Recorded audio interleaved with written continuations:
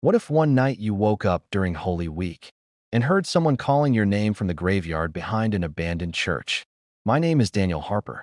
3 years ago, something happened to me in a small town called Ravenwood, Nevada. Even today, I still wake up at night remembering that terrible week. Ravenwood is a quiet town surrounded by dry hills and empty roads. Nothing strange usually happens there. But during Holy Week, the people of the town follow an old rule. No one goes near the old church after midnight, especially on Good Friday. I learned that rule too late. It started when I moved into a small rental house on Maple Street. The house was old but cheap, and I needed a place to stay after starting my night shift job at a gas station on Highway 41. My neighbor was an old man named Mr. Calder. The first day I met him, he stared at me for a long time before speaking. "You're new here," he said quietly. I nodded. Then he looked toward the hill behind the houses. On that hill stood an abandoned stone church. Its broken tower rose above the trees like a dark finger pointing at the sky. "You see that church?" he asked. "Yes," I said. Mr. Calder's face suddenly turned pale. "Stay away from it this week." "Why?" He didn't answer immediately. The wind blew through the street, making a strange whistling sound between the houses. Finally, he said something that made my stomach feel cold. "Because something wakes up there during Holy Week." I thought he was joking, but the way he looked at that church told me he wasn't. That same night, strange things began happening. At exactly 3:17 a.m., while I was trying to sleep, I heard something outside my window. At first, it sounded like wind. Then I realized it was whispering. A low voice, slowly repeating my name. "Daniel." I froze in bed. My room was dark and silent. The clock on the wall ticked slowly. Again, the whisper came from outside. "Daniel, come here." My heart started beating faster. I slowly walked to the window and pulled the curtain aside. Outside, the street was empty. But on the hill behind the houses, I saw something that made my blood run cold. A faint light was glowing inside the abandoned church. And in front of the church door, someone was standing there, watching my house. Even from far away, I could tell something was terribly wrong. The figure was completely still, not moving, not breathing, just standing in the darkness. Then suddenly, its head slowly tilted sideways, as if it knew I was looking at it. At that moment, my phone buzzed on the table. A message appeared from Mr. Calder. Only 4 words. "Did you hear it?" I stared at the message from Mr. Calder for several seconds. "Did you hear it?" My hands felt cold as I typed back. "Hear what?" The reply came instantly. "The voice from the church." My throat suddenly felt dry. I looked back toward the hill. The faint light inside the abandoned church was still glowing through the broken windows. But the figure standing in front of the door was gone. Completely gone. The hill was empty now. A cold feeling crawled down my spine. I quickly locked my window and stepped away from the curtain. Another message appeared. "Mr. Calder, do not go outside tonight." Before I could reply, my bedroom door slowly creaked. At first, I thought it was just the wind moving the house. But the hallway outside my room was completely dark and silent. Then I heard something inside the house. Footsteps. Slow. Heavy. Walking across the living room floor. My heart started pounding. I lived alone. No one else had the keys. The footsteps stopped near my bedroom door. For a few seconds, there was only silence. Then something scratched the door. 3 slow scratches. I grabbed my phone with shaking hands and called Mr. Calder.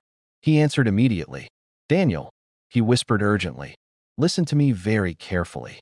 "There's someone in my house," I said. "No," he replied. His voice sounded terrified. "That is not someone." A loud bang suddenly shook the door. The scratching turned into violent pounding. Something was trying to get inside. "What do I do?" I whispered. "Do not open the door," Mr. Calder said. Another bang echoed through the room. The door frame shook. Then the voice came. The same whisper I heard outside my window. But now it was right behind the door. "Daniel, let me in." My blood froze. The voice sounded wrong. Not human. Not alive. I covered my mouth to stop myself from screaming. "Mr. Calder," I whispered, "what is happening?" He took a deep breath. "You came here during the worst week possible," he said. "Every year during Holy Week, the thing inside that church begins searching." "Searching for what?" I asked.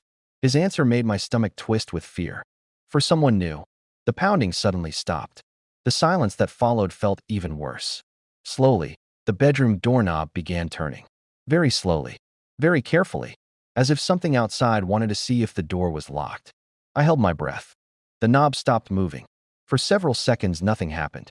Then I heard footsteps again, but this time they were walking away from my door, moving toward the front entrance of the house. The front door creaked open. A cold wind rushed through the hallway. And then, the voice whispered one last sentence before disappearing into the night. Good Friday is coming. And that was the moment I realized something horrifying. Good Friday was only 2 days away. The next morning, I barely slept. Every time I closed my eyes, I heard that whisper again. Daniel, let me in. The sun was already rising when I finally opened my bedroom door. The house was quiet. Too quiet. Slowly, I walked into the hallway. The front door was wide open. Cold morning wind moved the curtains slowly. For a moment, I just stood there, staring at the door. Then I noticed something strange on the floor. Mud. Dark, wet footprints. They started from the front door and continued across the living room, all the way to my bedroom door. My stomach tightened. Those footprints were not normal. They looked wrong. Too long. Too thin. Almost like something with unnatural feet had walked inside my house. I grabbed my jacket and rushed outside. Mr. Calder was standing in his yard, watching my house with worried eyes. You saw them, didn't you? He asked. The footprints, I said. He slowly nodded. That means it has already chosen you. A chill ran through my body. What does that mean? Mr. Calder looked toward the hill where the abandoned church stood. His voice became very quiet. Every Holy Week, something inside that church wakes up. It searches the town for someone new, someone who doesn't know the rules. My heart started beating faster. And when it finds someone, I asked. Mr. Calder's face turned pale. That person disappears before Easter Sunday. The wind suddenly blew harder across the street. I looked again toward the church. In daylight, it looked even worse. Broken windows, collapsed roof, a rusted iron cross hanging sideways above the door. But something else caught my attention. The church door was open, wide open. Was that door open before? I asked. Mr. Calder froze. Slowly, he turned to look at the hill. For a long moment, he didn't say anything. Then he whispered something that made my blood run cold. No. At that exact moment, something moved inside the dark entrance of the church. A shadow, tall, thin, standing in the doorway, watching us. Even from far away, I could feel its eyes. The shadow slowly raised one arm and pointed directly at me. Mr. Calder grabbed my shoulder. You need to leave Ravenwood today, he said. But deep inside my chest, I already knew something terrifying. It was too late, because that night, Good Friday would begin, and whatever lived inside that church was already coming for me. The town of Ravenwood felt different that afternoon. The streets were quieter than usual. Most houses had their doors closed and their windows covered. It felt like the whole town was hiding. When I went to the gas station for my night shift, even my manager looked nervous. You're still here? He asked. Yes, I said. He sighed heavily. You should have left before Holy Week. I didn't understand why everyone was so afraid. But the answer came that night. At exactly midnight, the power went out across the entire town.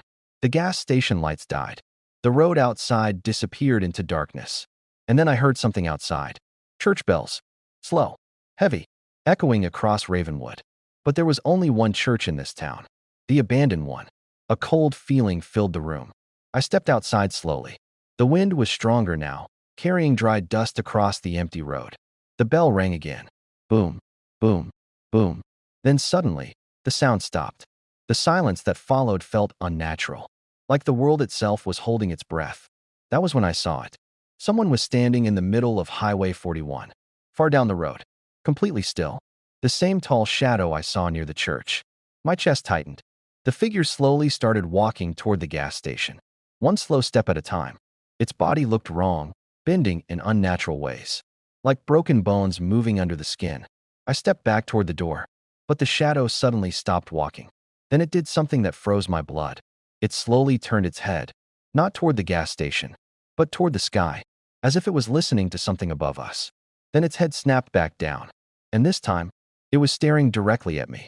If you are still listening to this story, make sure you stay until the end. Because what happened next was something the police of Ravenwood still refused to talk about. The shadow suddenly vanished from the road, gone in a blink. I thought it was over.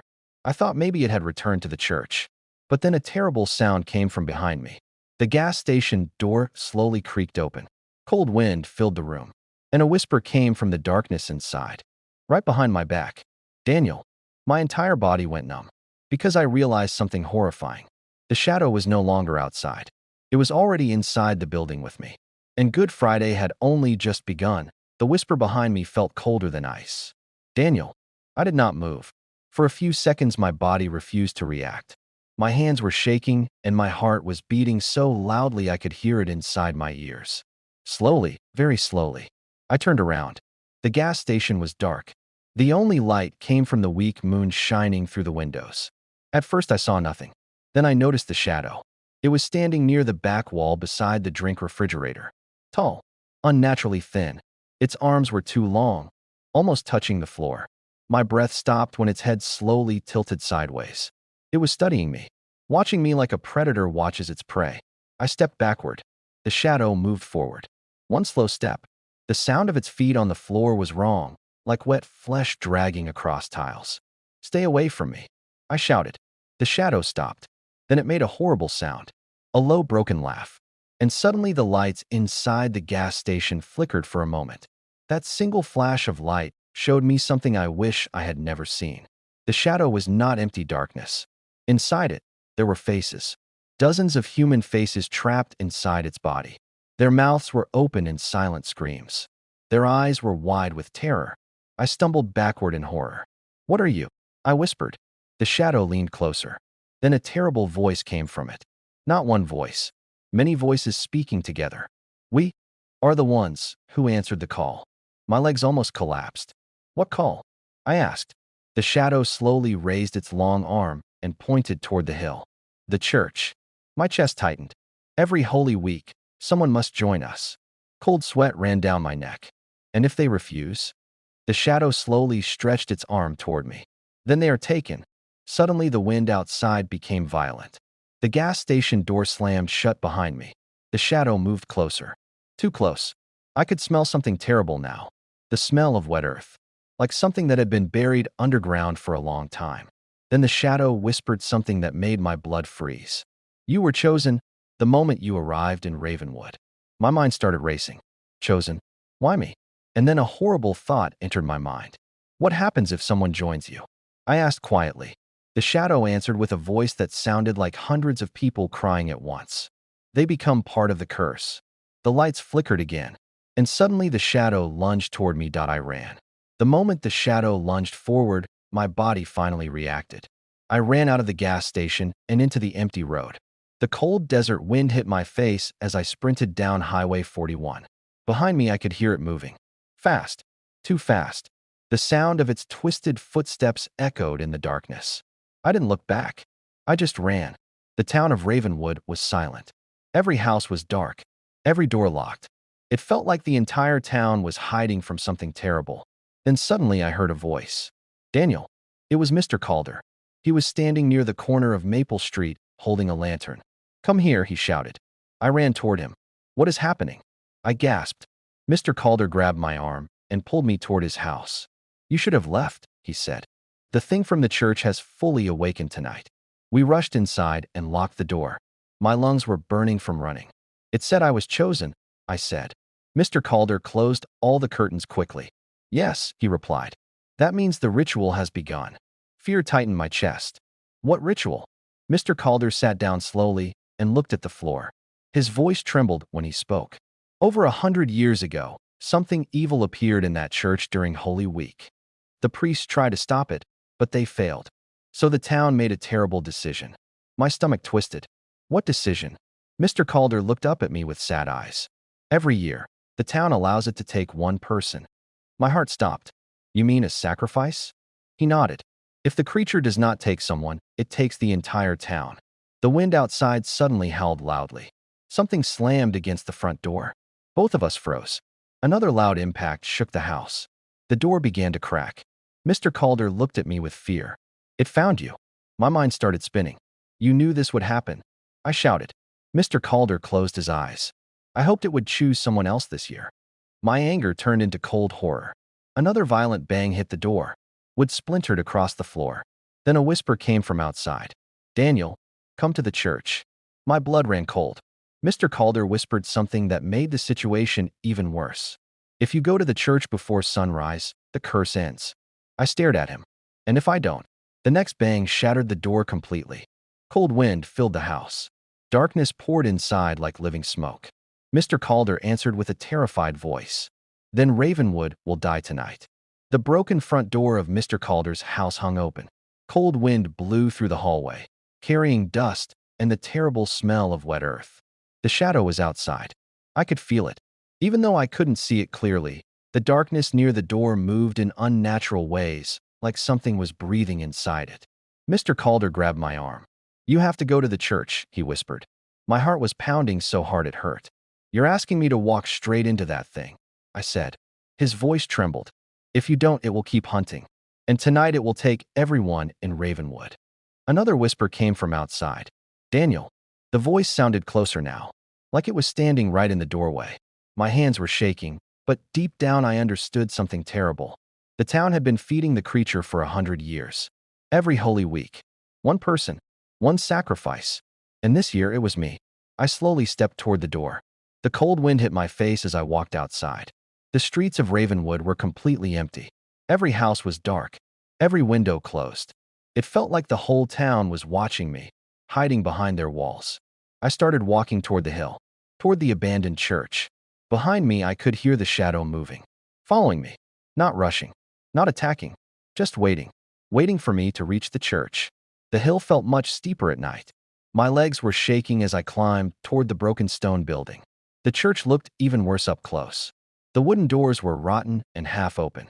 The iron cross above them hung sideways. The wind made it creak slowly. I stepped inside. The air was freezing cold. Moonlight entered through the broken roof, revealing old wooden benches covered in dust. But something else was inside the church. Something terrible.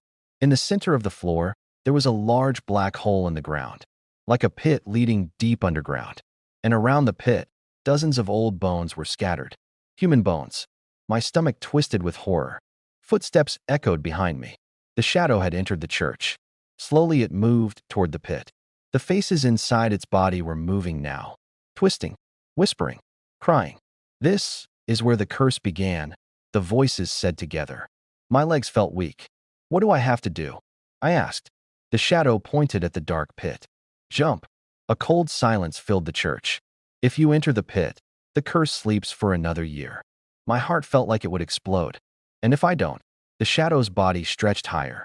The trapped faces began screaming silently. Then we take the town. I looked down into the pit. It was completely dark, endless, like a hole leading straight into hell.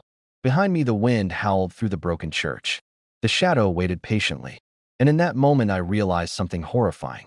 Those bones on the floor, they weren't just victims. They were the previous sacrifices. People just like me. People who once stood here and made the same choice. My hands trembled. My heart pounded. Then I slowly stepped closer to the edge of the pit. And just before sunrise, I made my decision. But the next morning, when the police of Ravenwood entered the church, they found something impossible. The pit was empty. The shadow was gone. And written on the church wall, in fresh blood, were 3 words. The curse spreads. Because that year, Ravenwood was not the only town celebrating Holy Week anymore. And somewhere, in another quiet town, someone new had already begun hearing the whisper. Come to the church. If you enjoyed this horror story, don't forget to subscribe to the channel and turn on the bell icon for more terrifying stories.